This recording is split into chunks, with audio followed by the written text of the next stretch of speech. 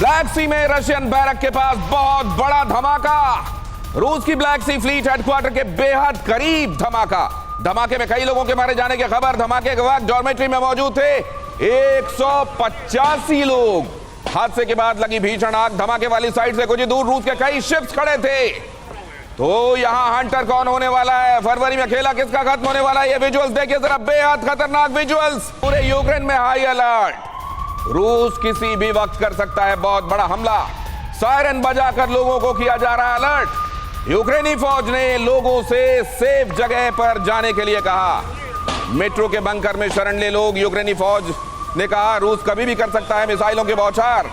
अब ये बात समझी जा चुकी है कि कर्च स्ट्रेट ब्रिज में जो हुआ था उसके बाद क्या हुआ था। रूसी फौज उसके बाद मिसाइलों की बारिश करती है और अब ये हमला किए जाने के बाद वो ये एंटिसिपेट करके चल रहे हैं कि अब बहुत जल्द बहुत बड़ा हमला हो सकता है। शायद ये सब इसलिए भी किया जा रहा है ताकि वो अपनी इस बात को साबित कर सके कि देखिए हमने कहा था कि बहुत बड़ा हमला फरवरी के महीने में होगा।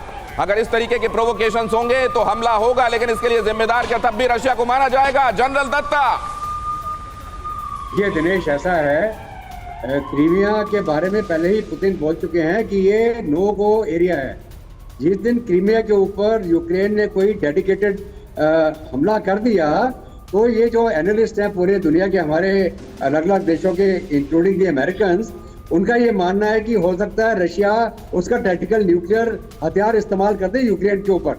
और अगर वो कार्रवाई हो जाती है और ये क्रीमिया के ऊपर हमला करते हैं, चाहे वो नए इनको जो आर्मामेंट मिल रहे हैं या जो इनको टैंक मिलेंगे, या अगर क्रीमिया के ऊपर अटैक करने की कोशिश करेगा यूक्रेन, तो रशिया बहुत सीवियर और एक बहुत ही तगड़ा एक्शन करेगा यूक्रेन के ऊपर, जिसका नतीजा नाटो को भी भुगतना पड़ जाएगा। तो इसलिए ये जो कार्रवाई हुई है अब ये तो एनालाइज होगा थोड़ी देर के अंदर कि ये किस प्रकार का मिसाइल इस्तेमाल हुआ।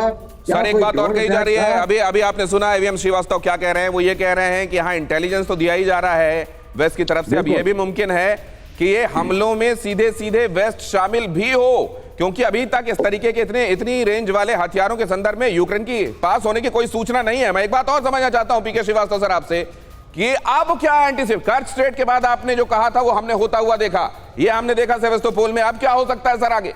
ये बहुत वाटरशेड मोमेंट हो सकता है इस पूरे वॉर में। अब तक मैंने कभी भी आपके चैनल पर ये नहीं बोला है कि इस तरह का अगर अटैक जो आप बता रहे हैं, जो सूचना आ रही है, अगर वो सही है कि क्रीमिया के ऊपर ये अटैक ब्लैक सी के पास हुआ है, तो ये अपने आप में बहुत ही घातक चीज़ मानी जाएगी।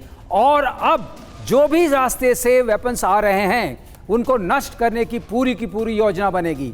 ये हो नहीं सकता कि अब intensity of war, intensity of attack Ukraine पर कम हो, बल्कि मल्टीपल टाइम्स बढ़ेगी, मल्टीपल टाइम्स। इससे will be a force multiplier for Putin. और देखिए इसको जोड़ के देखिए, रूस के एम्बेसडर ने अमेरिका में बोला है कि अमेरिका जो है रूस को समाप्त करना चाहता है, ख़त्म करना चाहता है। क्या ये उस नैरेटिव से मेल खाता है? उस नैरेटिव को क्या ये आगे बढ़ाता है कि रूस ने भी एक अपना पोजीशन लिए, मॉरल पोजीशन लिए, क्योंकि हमको मिटाया जा रहा है इसलिए अब हम अटैक करने के अधिकारी हैं। ये एक पोजीशन ले ली गई है और अपने आप को मोरल हाई ग्राउंड देने के लिए ये भी कह दिया गया है कि हमारे वजूद से खेला जा रहा है और हमारे एग्जिस्टेंस पर आ जाएगी तो हम कुछ भी करने के लिए तैयार है। तो क्या बात न्यूक्लियर की तरफ बढ़ रही है? ये अंदेशा आज बड़ा हो गया है सेवेस्तोपोल में इस हमले के बाद। और आपको ये भी बता दूं कि कुछ ही दिनों पहले यहां अमेरिका के टोही विमान देखे गए थे और उन्होंने कई चक्कर लगाकर यहां के बारे में जानकारी इकट्ठी की थी। और तब रशिया की तरफ से यह भी कहा गया था, रशिया के अपने लोग, उनके जो रिप्रेजेंटेटिव्स हैं, उनके ऊपर ये दबाव बना रहे थे कि इसको उड़ाया क्यों नहीं गया इस टोही विमान को, ये यहां आकर चले कैसे गए। और ये टोही विमान यहां पहुंचना, उनका यहां पर आकर जायजा लेना और उसके कुछ ही दिनों में ये हमला होते देखना। Robin Sachdev sir. No definitely, देखिए इसमें प्रश्न ये भी उठता है, रशिया की वीकनेस दर्शाता है एक तरह से। रशिया की एयर डिफेंस कहाँ है? ये पूरा उतना बड़ा नेवल बेस है उसका, राइट, जहां से भी यूक्रेन मिसाइल फेंक रहा है। इतना बड़ा डेविस्टेशन कर देना, इसका मतलब रशिया की एयर डिफेंस इफेक्टिव नहीं रही।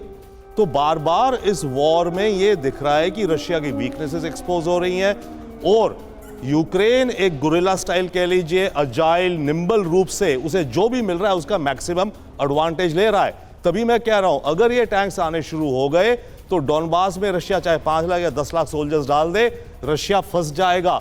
Only way out for Russia as a strategist, I don't know, मेरे से बहुत बेहतर मिलिट्री स्ट्रैटेजिस्ट हैं दुनिया भर में सर हैं यहाँ पर, रशिया को नॉर्थ यूक्रेन से, बेलारूस के बॉर्डर से वेस्टर्न यूक्रेन में पूरा एक लंबा भयानक, जैसे कॉन्वॉय कीव को जा रहा था ना टैंकों का, उस तरह का रशिया डाले, वहां से आने को सप्लाईज को रोके, यूक्रेन की फोर्सेस थोड़ी डिवाइड होंगी, डॉनबास में रशिया को रिलीफ मिलेगा, नए वेपन्स नहीं आएंगे, ये जंग बहुत ज्यादा भीषण होती जाएगी।